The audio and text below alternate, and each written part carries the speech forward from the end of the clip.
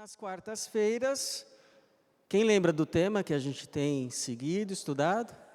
Isso aí, orar e aprender sobre oração. Então, nós já oramos e agora vamos separar um tempo para aprendermos um pouco mais sobre oração. E vamos hoje estudar uma oração que Jesus ensinou, conhecida, Mateus 6, então, a partir do versículo de número 9, a oração que chamamos de o Pai Nosso. Claro que é possível abordar essa oração de vários ângulos, mas hoje vamos atentar a respeito dos pedidos que Jesus nos ensinou a pedir. Então, Mateus, capítulo de número 6, a partir do versículo de número 9, o Senhor vai dizer assim: portanto, orai deste modo: Pai nosso que estás no céu, santificado seja o teu nome. Venha o teu reino, seja feita a tua vontade, assim na terra como no céu. O pão nosso de cada dia nos dá hoje. Perdoa as nossas dívidas, assim como também temos perdoado aos nossos devedores. Não nos deixes entrar em tentação, mas livra-nos do mal, pois teus são o reino, o poder e a glória para sempre. Amém. Então, domingo passado, nós também falamos sobre oração no culto da noite, e a gente viu que Lucas traz uma versão bem simplificada desta oração, que em Mateus capítulo 6, o evangelista Mateus traz com mais detalhes. Talvez Jesus tenha ensinado essa oração mais de uma vez, assim como um professor repete as suas lições. E como não era uma coisa decorada, em alguns momentos pode ter tido complementos ou resumos. Isso explica a diferença entre as duas versões. Mas o que a gente precisa abordar aqui hoje, que Deus coloca no meu coração, é o que você deve pedir numa oração. O que se pede numa oração? Porque geralmente a gente pede aquilo que a gente acha que precisa. Mas nem sempre aquilo que a gente supõe precisar é de fato o que de fato precisamos. Às vezes nós somos como uma criança pequena, com sono, irritada. E como que é uma criança pequena com sono, irritada, quando já dá hora de dormir? Ela começa a pedir um monte de coisas, nenhuma satisfaz, ela vai ficando cada vez mais irritada porque ela não reconhece que o que de fato ela precisa é o quê? É dormir. Então chega lá o pai, a mãe, uma hora, e fala: olha, eu vou te dar o que você de fato precisa, mas você não está percebendo, você precisa dormir. E ela chora, ela esperneia, mas dorme. E aí no outro dia, está outra. Está outra. Ela não reconhecia que era aquilo que precisava, mas era o que de fato ela mais precisava. E guardadas as devidas proporções, às vezes também assim somos nós. Nós vamos pedindo, nada satisfaz, vamos ficando irritados, e é como se Jesus nos dissesse assim: olha, na verdade, vocês têm um Pai tão amoroso, vocês têm um Pai tão cuidadoso que nem seria necessário pedir. Porque o Pai sabe muito bem do que vós necessitais. Olha os passarinhos no céu, não trabalham, não guardam em celeiros, não têm essas preocupações. Aliás, tem uma história, né, que 2 passarinhos estavam numa árvore, vendo a correria do pessoal. Talvez eles deviam estar numa árvore em São Paulo, com certeza. E um passarinho virou para o outro. Você reparou como os seres humanos são tão apressados, correm de um lado para o outro, sempre preocupados? E o outro respondeu: talvez eles não tenham um pai como o nosso. Então nós somos assim, angustiados, preocupados, pedimos, e Jesus talvez nos diria: nem seria necessário pedir, porque seria a mesma coisa que o meu filho chegar hoje para mim: papai, amanhã você vai me dar almoço? Mas é claro, filho, você não precisa nem pedir, porque quando der a hora do almoço, eu vou chegar para você e dizer: vem almoçar. Então é como se Jesus estivesse dizendo: olha, vocês não precisam nem pedir, porque o Pai Celestial está cuidando de vocês. Mas como há uma necessidade tão grande, uma angústia, uma ansiedade tão grande dentro de vocês, então peçam. Mas já que é para pedir, então peçam de fato as coisas que vocês precisam de fato. As coisas mais essenciais para a vida humana. Quais seriam essas coisas que, se você chegasse para Jesus e dissesse: Jesus, olha, eu sei que não precisa pedir, mas eu quero pedir. Quais são as coisas que, de fato, eu preciso pedir, então descansar no cuidado e no amor do teu Pai, que também se tornou nosso Pai? Então Jesus diria assim: olha, já que você quer pedir, então peça em primeiro lugar para que a vontade do Pai seja feita na tua vida. Para que você possa experimentar nesses teus dias tão difíceis na terra um pouco de céu.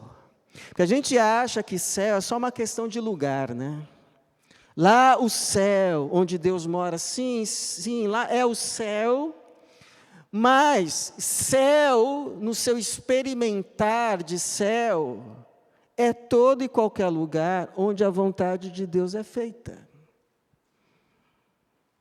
Onde a vontade de Deus é feita de forma plena, aí vira céu.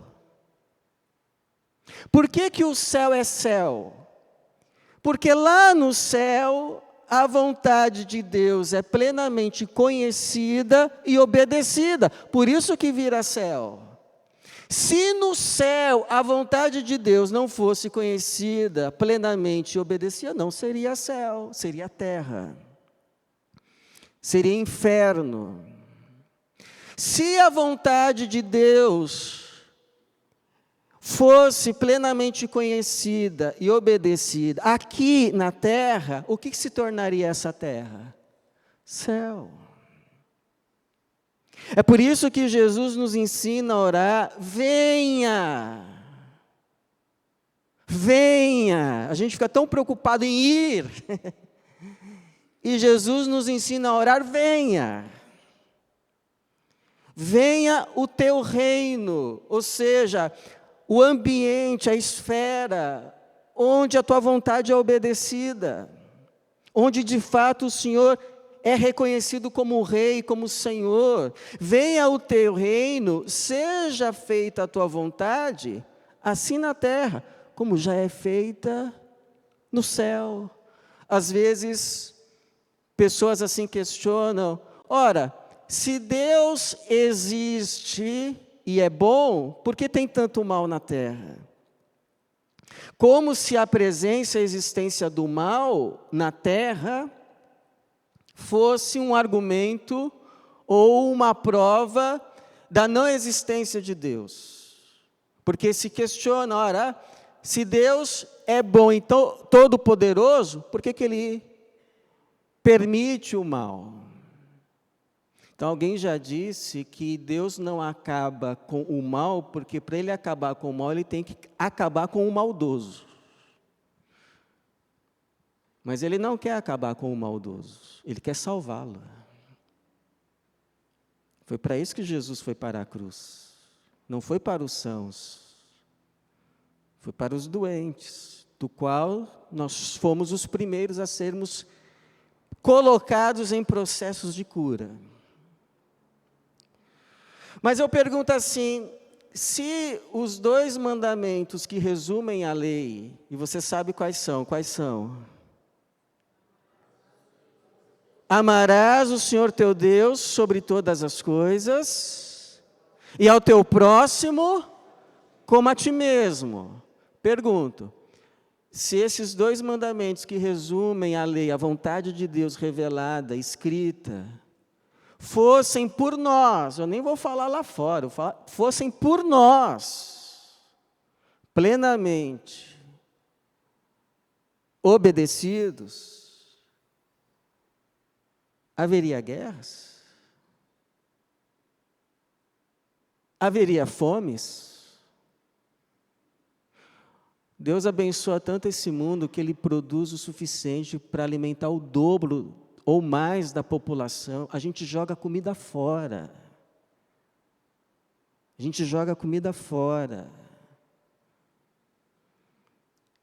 Muitas das doenças que hoje existem não existiriam mais, porque o capital que é investido em armamento, em tecnologias para entretenimento, muitas vezes fúteis, poderiam ser investidos no desenvolvimento de vacinas. Doenças como malária já poderiam ter sido extintas. Mas por que não é extinta? Porque o africano não pode pagar vacina. Então, quem é que quer fazer vacina?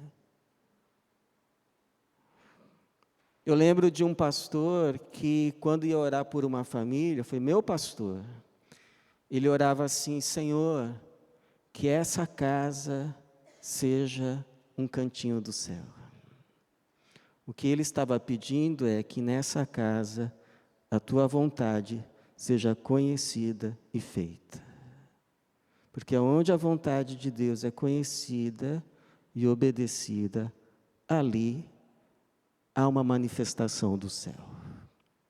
Se experimenta o céu, um pouquinho do céu. Então esse é um primeiro pedido para a gente fazer. Senhor, seja feita a tua vontade na minha vida. Nesses anos que eu ainda tenho na terra, se aquilo que eu estou pedindo não é a tua vontade, esqueça, Senhor, mas faça a tua vontade para que eu experimente, nesse tempo ainda que me resta na terra, um pouco do céu. Segundo, irmãos, Jesus nos ensinou a pedir o necessário, o pão nosso de cada dia. Esse cada dia tem assim o sentido de o que é suficiente, o que é necessário para o dia a dia, nem menos e nem mais. Ele está nos dizendo assim: peça aquilo que é suficiente. E isso está, primeiro, em acordância com todo o ensino do Antigo Testamento e também do Novo Testamento a respeito de contentamento. Contentamento. Como a gente precisa aprender essa lição. Estar contente.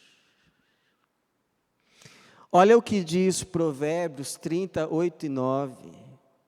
Quando você puder, sublinhe esse versículo, esses 2 versículos na sua Bíblia. E grave no seu coração, porque vai te livrar de tantas armadilhas. Diz assim: não me des nem a pobreza nem a riqueza. Dá-me apenas o pão de cada dia, o que Jesus ensinou a gente a orar. Para que na fartura não te negue e diga: quem é o Senhor? Fui eu que trabalhei, fui eu que levantei cedo. Por que o meu cunhado está nessa pindaíba? Porque ele não fez a mesma coisa que eu.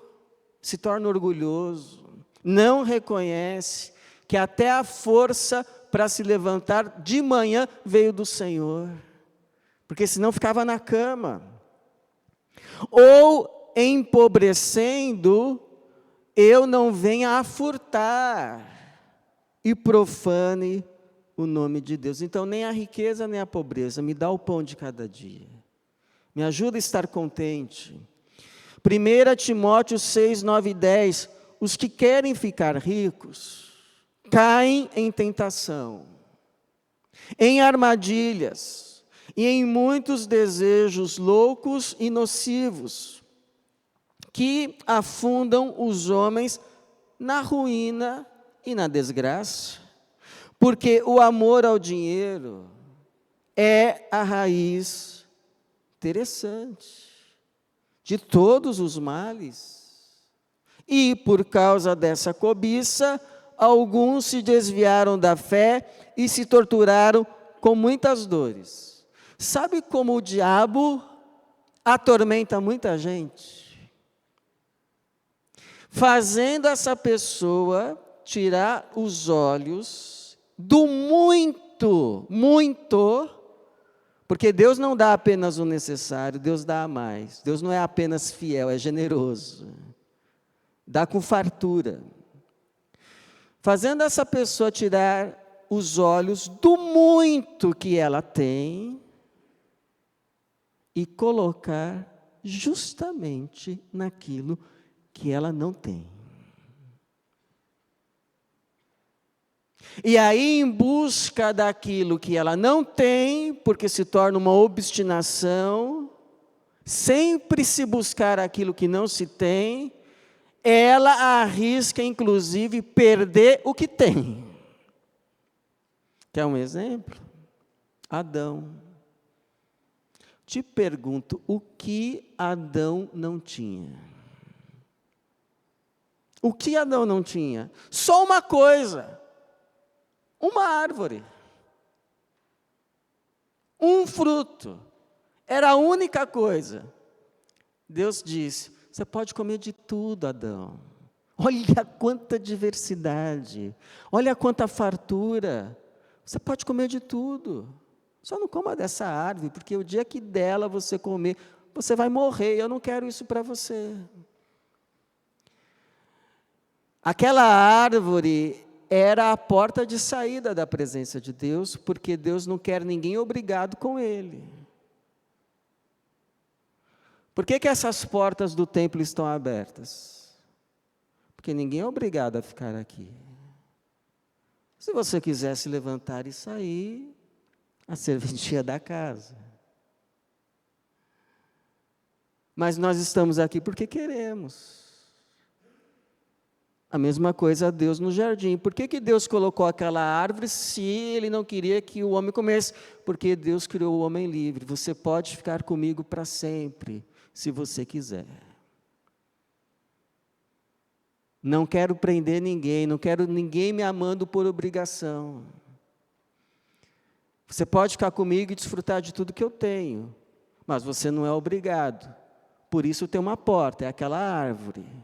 Mas só quero te avisar uma coisa, fora de mim não existe vida. O dia que você passar por aquela porta, você vai conhecer a morte.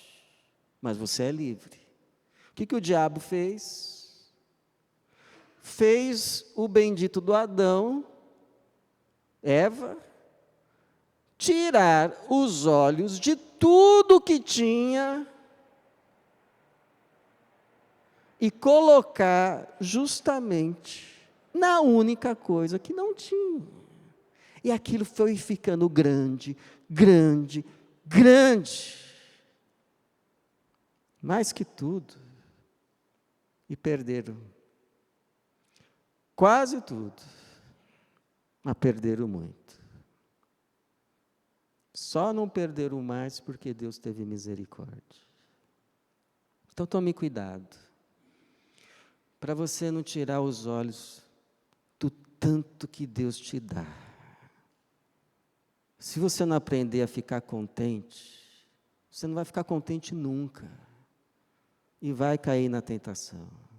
Por isso que o Paulo diz, se tivermos o que comer e o que nos vestir, estejamos satisfeitos. Mas Deus tem nos dado muito mais do que isso. Porque Ele não apenas é fiel,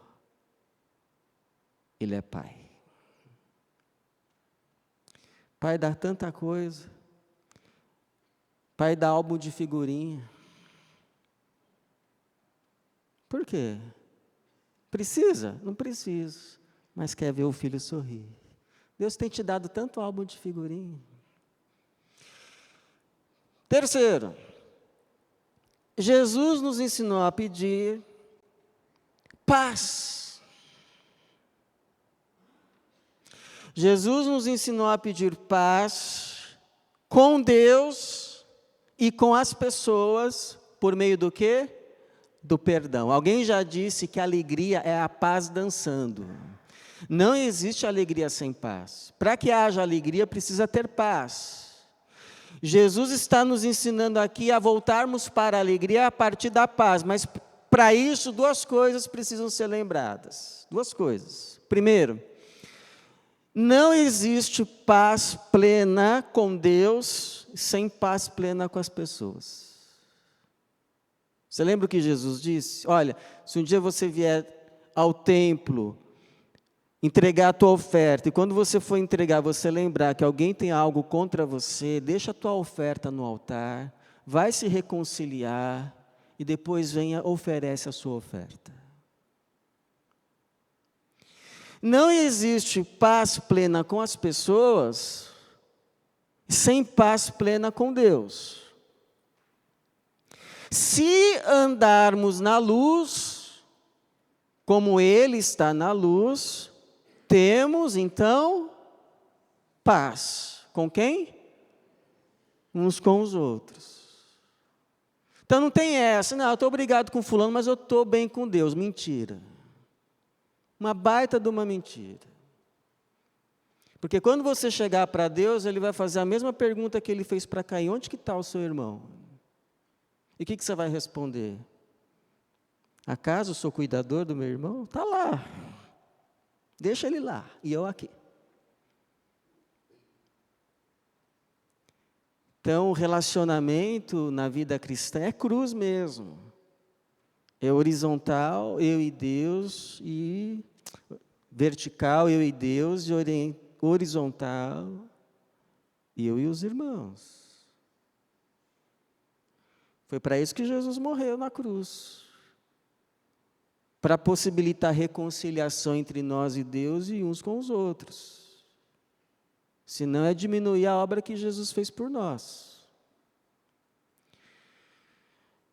Segundo, irmãos, que a gente tem que lembrar é que para se ter paz com Deus é necessário reconhecer o pecado e confessar. Se confessarmos os nossos pecados, Ele é fiel e justo para nos perdoar os pecados e nos purificar de toda injustiça. Mas se dissermos que não temos pecado, fazemos de Deus mentiroso. Então precisamos reconhecer, erramos nisso, nos perdoa, Senhor. Queremos a Tua paz, queremos viver em paz com o Senhor. Quando Jesus diz para a gente orar, perdoa-nos as nossas dívidas, assim como perdoamos os nossos devedores, Ele está dizendo assim, para a gente pedir: Senhor, vamos fazer as pazes. E para a gente ter paz uns com os outros, a gente precisa se lembrar o quanto foi perdoado por Deus em Cristo, e então perdoar. Senão recai sobre nós a parábola do credor incompassivo, que foi tão perdoado, uma dívida tão grande, e não conseguiu perdoar uma ninharia. Essa é a relação entre tudo aquilo que fomos perdoados e aquilo que achamos que não podemos perdoar. Que é isso, não pode ficar assim. Então eu lembro de uma história de um filho que chegou assim para a mãe estava lavando louça, e ele com um bilhetinho na mão. E aí a mãe lá enxugou as mãos e viu o bilhete, e no bilhete estava escrito: por enxugar a louça, R$10, por levar o lixo para fora, R$20, por cuidar do meu irmãozinho, R$30, total R$60. Aí a mãe leu assim e começou a escrever no verso e entregou para o menino. Aí o menino leu: por te carregar na barriga 9 meses, R$0. Por te amamentar, não sei quanto tempo, R$0. Por te educar e cuidar de você, R$0, total R$0. Aí o menino escreveu: pago. Então, as nossas relações não é com contabilidade. Às vezes o casamento é assim, né? Os casais começam a fazer contas. E aí começa a cobrar um do outro. Então é bom lembrar do que a gente foi perdoado e carimbar ali, pago, e jogar a caderneta fora. E vivermos na graça. Senão a vida começa a parecer inferno. Porque vai ser uma cobrança de um para com os outros, total. Então está pago. Em nome de Jesus, ninguém deve mais nada para ninguém. Jesus pagou tudo, tetelestai. E por fim, Jesus nos ensina a pedir o livramento do mal. E esse livramento do mal não é a perda do emprego, não é não ficar doente, não é não sofrer um acidente. Esse livramento do mal é livramento do maligno. Porque o maligno é mau e quer destruir a tua alma. Quer destruir a tua vida. Ele não pode te fazer mal. Porque a Bíblia diz que aquele que é nascido de Deus, Jesus, nos protege e o maligno não nos toca. Mas ele pode tentar a você fazer o mal, e aí você então sofrer as consequências do mal cometido. Essa é a estratégia. Ele não pode te fazer mal porque Jesus te guarda, mas ele pode te tentar. Por isso que Jesus vai ensinar a gente a orar e pedir: não nos deixe cair em tentação. Nos ensine a resistir à tentação. Não. Ele nos ensina a orar: não nos deixes entrar em tentação. Porque depois que entrou, tentação, sabe aquelas pias assim que tinham um tampão assim, aí quando você enche a pia, ele começa a girar. E quando está assim no começo, na borda é fácil tirar, está devagarzinho. Mas à medida que ele vai entrando no redemoinho, vai ficando cada vez mais difícil, mais difícil, mais difícil. Chega uma hora que você não consegue mais pegar. Assim é a tentação. No começo é leve, sorrateira. Qualquer hora que eu quiser eu saio. Mas quanto mais você se demora nela, mais difícil fica de sair. Então, o segredo, irmão, para livramento da tua alma é não entrar nela. Por isso que Jesus não está ensinando a gente a pedir: Senhor, me ajuda a resistir à tentação, me ajuda a sair da tentação na hora certa.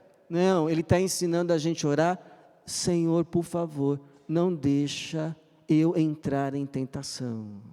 Porque quem entra em tentação é como assim um passarinho que caiu na arapuca.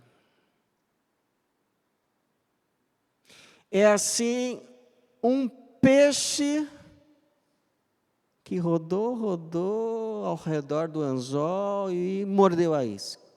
Dificilmente agora escapa, e o fim é o quê? Morte. Ninguém, ao ser tentado, diga, sou tentado por Deus, porque cada um é tentado pela sua própria concupiscência, os seus maus desejos, que, ao dar à luz o pecado, gera a morte.